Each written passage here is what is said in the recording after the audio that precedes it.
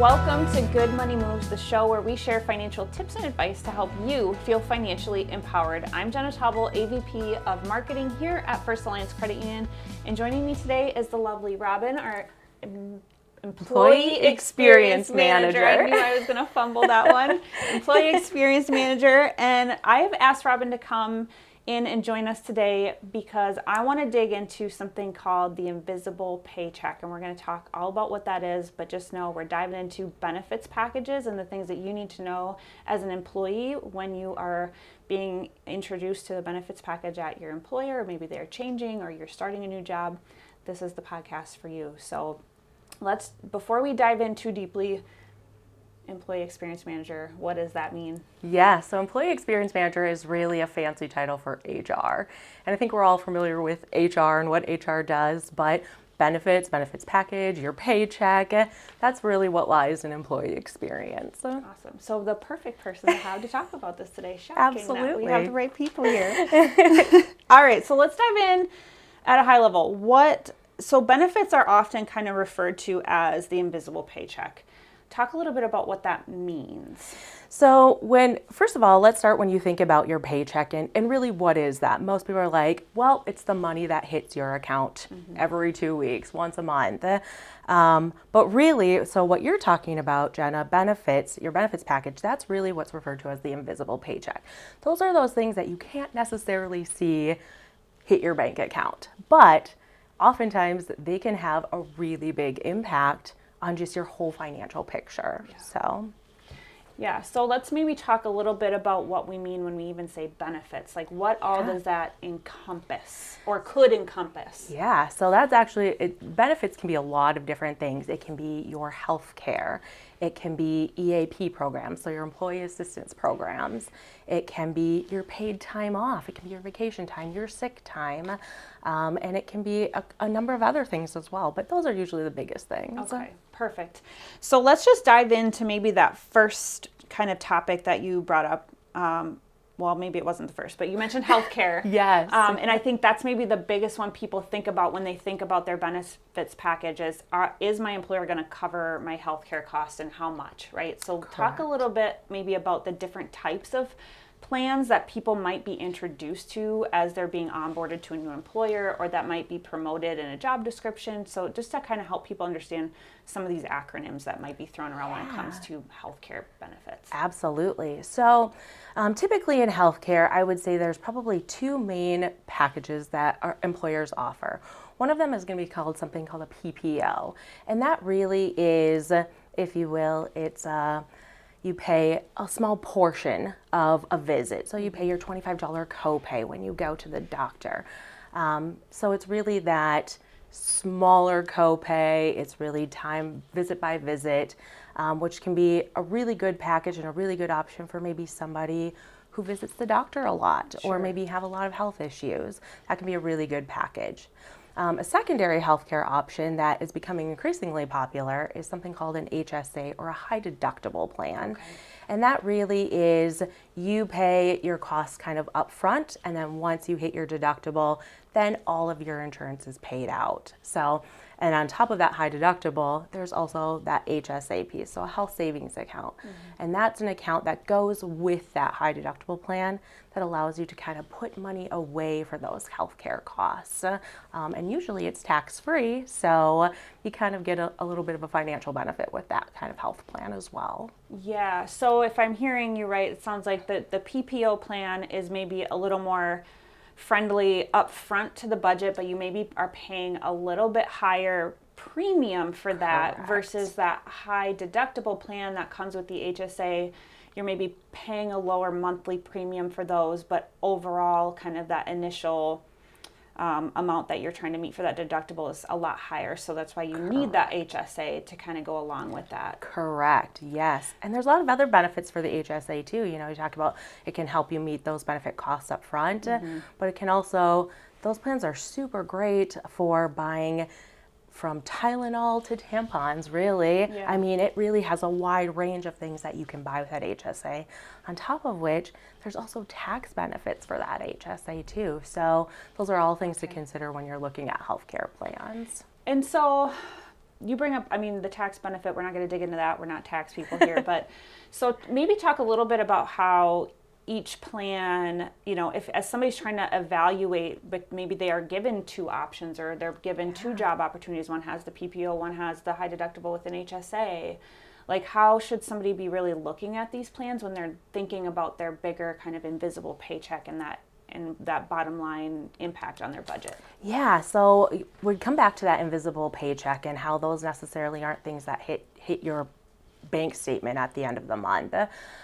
So really some things to consider when you're looking at that invisible paycheck, especially when it comes to healthcare, is maybe you take your scenario and really start pricing it out and really looking what your cost is and what your employer is contributing, because that's really the hidden piece right there, and that can make all the difference in the world.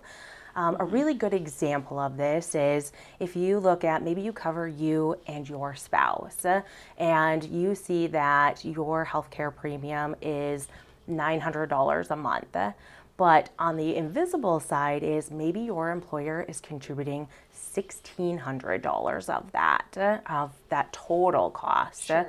So you really have to price that out. And it could be different if you're looking at that PPO versus an HSA or high deductible medical plan. Those costs can sometimes kind of differ. So that's definitely a place to start looking, because that's really where you're going to see that invisible paycheck. Sure. So if I put this a little bit differently, just to make sure I'm understanding, it sounds like an employer is going to contribute some degree to that, covering the cost of that healthcare plan. It could be through covering part of the premium. It could be contributing to an HSA. Or a combination thereof. And so understanding what that employer contribution is how you really know the true lift kind of to your final paycheck, is to understand that contribution level. Yeah, and a really good example, and I'll even just use our team members here at First Alliance Credit Union. We pay our team members health care for 100%. So where at somewhere else, you might go that the team member has to pay $200 a paycheck for their premium. Sure. Here on an individual level, First Alliance covers our team members 100%. Which is amazing. It by is the way. amazing. Yeah, it might be a plug here if anybody might be looking for a career here at First Alliance. We have some open positions for you. Is that shameless? No. Awesome. So I think I don't want to spend a ton more time kind of talking through that, because there's so many other benefits I want to dig into at kind of a high level, and just kind of start digging into maybe another really big component I think that people think about when it comes to benefits through their employment, and that is retirement benefits. Yes. So pensions used to be a big thing. I don't know that really anywhere truly has pensions, other than maybe they've been grandfathered in for employees who've been there a long time. I think of, Mayo, I know has some employees that are grandfathered in through that, but that's not really a common way to do retirement plans through employers anymore. Correct. So what options are there? Typically when it comes to retirement planning for your employer? Just on a high level, I would say the most common option is probably a 401k. And I'm sure that's probably something that maybe everybody's heard of in passing, but maybe people don't really understand what that is. So a 401k is an investment, and there's kind of a couple different parts to a 401k. There is the employee contribution, so employees can put money away, a designated amount, into an investment account, and that money will tend to grow over time. And then typically, you'll see that most employers have a employer contribution, and typically they will match some kind of dollar for dollar or percent for percent with employees. So in our case here at First Alliance, an employee could contribute up to 8% of their pay every pay period, and First Alliance will match 0.5% for every percent that the employee does. So First Alliance matches up to 4% if an employee contributes 8%. So, and that's just kind of on a base level, and those percents can kind of vary from employer to employer, but that's always an important question I think to ask when you're looking at a benefits package is, what's the 401k contribution for employer versus employee? Because that can make a big impact as well. Yeah. I mean, those are typically free dollars that we like to say that employers put on the table for employees to take advantage of. Yeah, so really contributing again to that invisible paycheck. Correct. That you yes. aren't necessarily thinking about up front because it's not hitting your bank account immediately, but makes a big difference in 30 years, 20 years, 40 years, yes. whatever your retirement timeline yes. is. exactly. You know, yes. for that. So you mentioned, I want to talk a little bit more about that match and how important that component is if you are offered a 401k plan and your employer matches any level. Like how important it is to meet that match and really max that out. Yeah, and I can't stress that enough. I said, I'll use the phrase again, it's free money. I mean, it really is money that the employer is investing into that employee. So absolutely, I would say your best course of action is to max that out as quick as you can. And I know that's not always feasible for some people, and you really have to look at your budget, how much you can afford to put in, but you're really gonna maximize your dollars by putting the most that you can contribute and getting that match from the employer, so. Yeah. So there's a term that comes up when we're talking about retirement funds and things like that. It's called fully vested. Yes. What the heck does that mean, Robin? Yes, that's, it's actually less complicated than what you think, Jenna. So fully vested just means some employers will put restrictions around that 401k, and it's every year that you work, you get to take a percentage of what the employer has contributed with you if you were to leave. So again, I'll just use First Alliance because that's my background here. For us, it's you are vested 25% for every year of service up till 5 years. So once 5 years you've been employed, every dollar that First Alliance has put into your 401k for you, you get to take with you. Okay.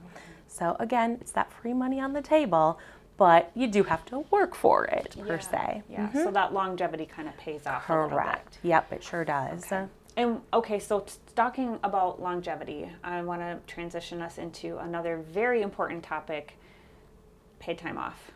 Yes. And I know that many employers, the longer you're there, the more you accrue your PTO and things like that. But before we dig into kind of the nitty gritty of that, I do, some employers bucket all of your paid time off together. Others have different buckets for things like vacation or sick time. Like, just talk a little bit about maybe why some employers might have them separated, what it means when they're all in one bucket, and just kind of what should somebody be looking for when they're being offered their benefits package and they're being explained how their paid time off works. Yeah, so there's a lot of things around paid time off, and we use paid time off as kind of the general category, but really, paid time off it's kind of its own bucket, if you will. If your employer is using a term like paid time off, typically that means all your time is bucketed into one big bucket, and you can use that paid time off however you see fit. So if you need to take time off for sick children or for your own sickness or health issues, you can do it, or you can use it for vacation. It doesn't really matter. Some employers do have separate buckets for those things, and that's when you're kind of looking at a sick and a vacation bucket. Sometimes when employers have those separate buckets, there's more rules around those, that maybe they only get X amount of hours in a sick bucket, and then the rest kind of fall to vacation. And that's really important to understand because that can help you decide how you're going to use that time. We don't always get to plan when we're sick, so that bucket may be emptier a bit quicker than, say, your vacation bucket that you can use at any other time or for any other purpose. Typically, those dollars are matched along with your pay. If there's either a full PTO bucket or vacation versus sick, usually they're at the same rate of pay that you're currently earning, but that's also a really good question to ask too. So. You'll also find that some employers offer things like PTO buyout, which means that you don't necessarily have to use it, but you could buy it out at your rate of pay instead as well. Sure. So depending again how your employer uses those buckets, sometimes people can use those as a little bit of a savings account, if you will, right? Sure. That you can use that PTO or buy it out if you would need to. Yeah. So, and it's also important to know that your employer might have other buckets of time off as well. So we're just talking about paid time off, but there might be things like volunteer time off where you get paid to volunteer. That's definitely a benefit that we offer here at First Alliance. But that's a really important question too, is maybe to ask if there's any other buckets of time off that might be included in that vacation or sick or PTO. Yeah. So the other component that I want to dig into a little bit with this is that I kind of mentioned it, accrual, and how that, because I was really confused when I got my first job that offered PTO. Like, I don't understand this like little percentage that I'm being told I'm earning or accruing. Like, how? So break that down a little bit and talk about how to understand those numbers. Yeah, absolutely. That is another thing also to ask is how maybe an accrual works or how people get their time off. Some employers offer it. They will just put 16 days worth of vacation right in their paid time off bucket immediately, and people can just start using it right away, day one. Other employers, they have an accrual system. So they might say every year you get 16 days off. However, it is earned as you work. So for every hour that you work, you earn a percentage of paid time off. That's kind of how we work here at First Alliance. Again, an example from here is we work on an accrual basis. That means for every 80 hours that you work, you get a certain percentage of paid time off. And that certain percentage changes with every year of service that you have, or there might be like for in your first year versus year 2 through 5, you might have a higher accrual rate. Sure. So So hopefully over time you're building up a little bit more, and then the longer you're there, you accrue it just a little bit faster. So it's kind of like a benefit for longevity, but also a benefit to ensure that employees have opportunities to take time with family or to be sick or whatever. So they it kind of covers Yep. a bunch of things. Yep. So I think we have time for maybe one more question, and I do want to dig a little bit into like parental leave policies. And I know that it can vary state by state. I know that it can vary, employer by employer to some degree. But talk a little bit about like, does parental leave fall into this like PTO bucket? Is it a completely separate thing?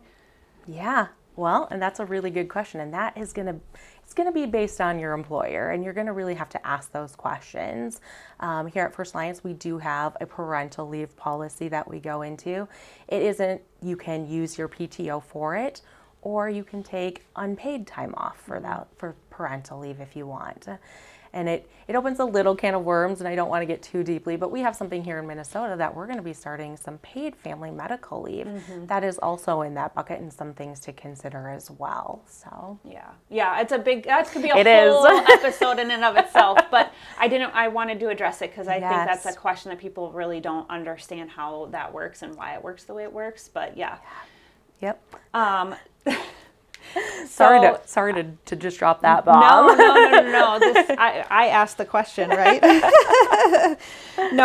But what I do kind of want to talk a little bit about when it comes to that is, because you mentioned you can use PTO, or you can take it unpaid. And some employers I know, and this is again going down a rabbit hole right at the end of the episode here, Absolutely. But there are other types of insurances that people may opt into that can help cover some of those costs. But again, separate episode.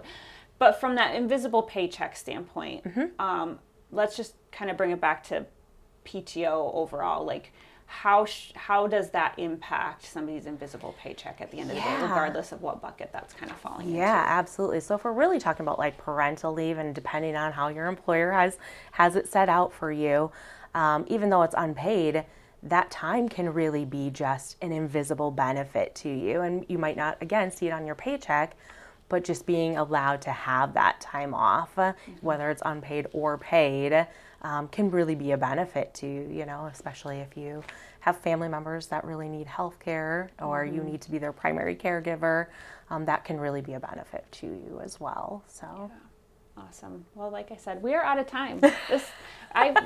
We opened a can of worms, and maybe we'll dig into that can of worms in a few more weeks. Robin, thank you so much for being here. This was very, very informative, and this has been Good Money Moves. Thank you so much for tuning in. Make sure you like and subscribe and follow us so you never miss an episode. and never miss an episode. And if you want to learn more about the in and outs of benefits, please check out our website at firstalliancecu.com. Thanks so much for watching, and until next time, stay financially empowered.